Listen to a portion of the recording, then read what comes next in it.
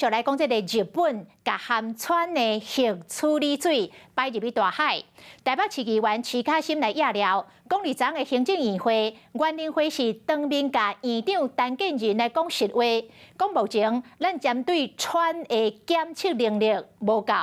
徐卡心讲，这款的状况会让人民不安。陈建仁是来反驳痛骂，讲这是错误的讲法。来看这个报道。 依据我国观察团3度到日本所掌握的相关的资讯来判断，也认为日本福岛含川废水排放尚可符合国际的安全标准规范哈。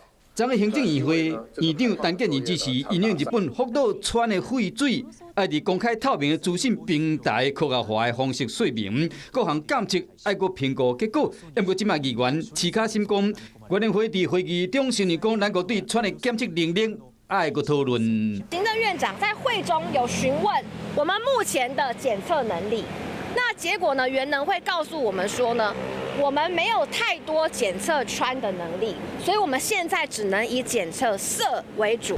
错误的这一个说法呢，实际上我们的发言人昨天已经有加以更正。那在所有的监测方法上，我们核研所也建立了国内第一个生物川的检验的这一个技术部分的人士呢，不要以讹传讹这样反而造成了民众的这一个误解另外，强调讲的跨部会协力现阶段包括伫渔港、台湾甲离岛边的海域，抑有北太平洋公海市场，拢会强化海域的辐射检测。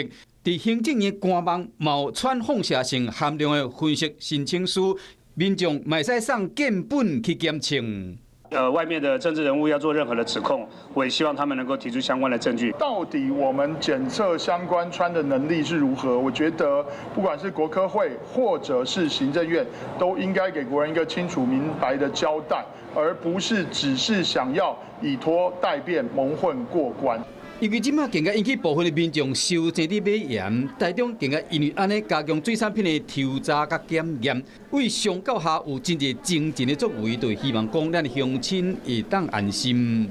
Hello， 我是冯薇芝，想要抢先掌握最及时的新闻资讯吗？赶快订阅、按赞、开启小铃铛，锁定华视新闻 YouTube 频道。